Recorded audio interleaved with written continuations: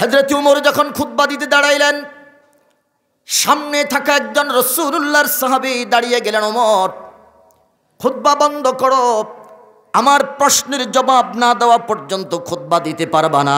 আল্লাহু আকবার কোন। আচ্ছা বলেন দেখি, আমিরুল মুমিনিন ওমর নরম না গরম? আরো জোরে বলেন, নরম না গরম? আমিরুল মুমিনিন বড় গরম মানুষ।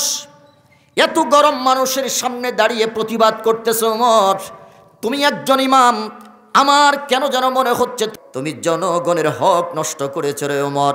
আমার প্রশ্নের জবাব না দেওয়া পর্যন্ত তুমি ওমর খুতবা দিতে পারবা না। তুমি যদি 2 নাম্বারি করে অর্থ উপার্জন করো, এরে ওমর তোমার পিছনে আমার ইক্তেদা করা ঠিক হবে না, আমার ইমাম হওয়ার যোগ্যতা তোমার নাই। আমিরুল মুমিনিন ডাক দেয়া বলে, বান্দা জবাব চাই, কি তোমার প্রশ্ন? তাড়াতাড়ি প্রশ্ন করো।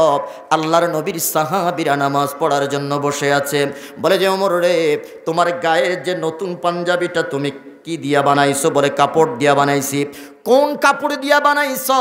বলে যে বাইতুল মাল থেকে সব নাগরিকের জন্য যেটা বরাদ্দ ছিল 1 টুকরা কাপড় ছিল, ওই 1 টুকরা কাপড় আমি ওমর পেয়েছি, ওই কাপড় দিয়ে আমি জুব্বা তৈরি করেছি। এবার নবীর সাহাবী ডাক দেয়া বলে, ওমর প্রত্যেকে আমরা 1 টুকরা কাপড় পেয়েছি, সবার জন্য 1 টুকরা কাপড় বরাদ্দ ছিল রে ওমর। আমি জানতে চাই ওই 1 টুকরা কাপড়ে দিয়ে এত লম্বা জুব্বা হয় না, আমরা বানাইতে পারি নাই, কেমনে তুমি এত লম্বা জুব্বা বানাইছো? এই লম্বা জুব্বাটা বানানোর জন্য 2 টুকরা কাপড়ের প্রয়োজন হয় রে ওমর।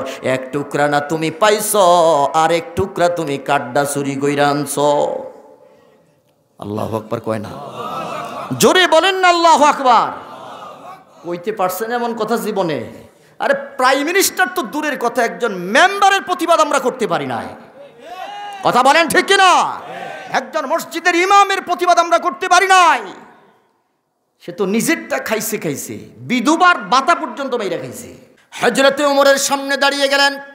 হযরত ওমর ডাক দেয়া বলে, বান্দা তোমার এই কথাটা সত্য কথা, 2টা কাপড় ছাড়া এত বড় জুব্বা হয় না, 2টা কাপড় টুকরা দিয়ে আমি জুব্বাটা বানিয়েছি। তোমার এই প্রশ্নের জবাব আমি দিতে পারবো না রে বেটা। রে আব্দুল্লাহ, এরে আল্লাহর বান্দা, তোমার এই প্রশ্নের জবাব আমি দিতে পারবো না, তোমার এই প্রশ্নের জবাব দিবে আমার সন্তান আব্দুল্লাহ। চিৎকার করে কন্যা সুবহানাল্লাহ, আরো জোরে বলেন আল্লাহু আকবার। একজন মুসলিম জাহানের প্রাইম মিনিস্টার খলিফা উমরের সামনে দাঁড়াইয়া সাহসিকতার ভূমিকায় যিনি প্রতিবাদ করেছেন, অন্যায়ের প্রতিবাদ।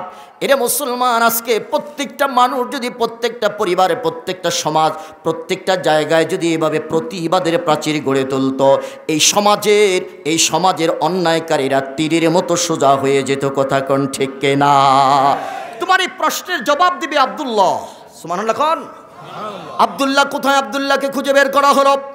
হযরতে ওমরের সন্তান আব্দুল্লাহ দাঁড়িয়ে গেল। দাঁড়িয়ে পড়ে আল্লাহর পয়গম্বরের সাহাবী হযরতে ওমর ডাক দেয়া বলে, আব্দুল্লাহ রে, এই লোকটার প্রশ্নের জবাবটা তুমি দিয়ে দাও। প্রশ্নের জবাব দিতে গিয়ে হযরতে আব্দুল্লাহ ডাক দেয়া বলতেছে, রে নবীর সাহাবী, প্রত্যেকে 1 টুকরা তোমরা কাপড়ে যেমনে পেয়েছো, আমার বাবা আমিরুল মুমিনিন হযরতে ওমরের জন্য 1 টুকরা কাপড়ে বরাদ্দ ছিল। চিল্লায়া কোন সুবহানাল্লাহ। আমার বাবার পরিধানের মধ্যে যেই পুরান পোশাকটা ছিল, ছিঁড়া জুব্বাটা ছিল, প্রতিদিন মন্ত্রণালয়ে গিয়ে, প্রতিদিন সরকারি অফিসে গিয়ে এই ছিঁড়া জামাটা পরিধান করে তিনি অফিস করতেন, মন্ত্রণালয়ে পরিচালনা করতেন। রে সাহাবী, আমি সন্তান হিসাবে আমার কাছে এটা লজ্জাকর মনে হতো। একটা দেশের প্রাইম মিনিস্টার, মুসলমানদের খলিফার গায়ের মধ্যে ছিঁড়া জামা, এটা কোনোদিন হতে পারে না। চিল্লায়া কোন সুবহানাল্লাহ, আল্লাহু আকবার বলেন। এই জন্য তুমি যেরকম 1 টুকরা কাপড় পেয়েছ রে সাহাবী, আমিও এরকম 1 টুকরা কাপড় পেয়েছি, আমার বাবাও 1 টুকরা কাপড় পেয়েছে। এরা নসরুল্লাহর সাহাবী, শুনে নাও, ওই আমার 1 টুকরা কাপড় আমি আমার বাবাকে হাদিয়া দিয়ে দিয়েছি।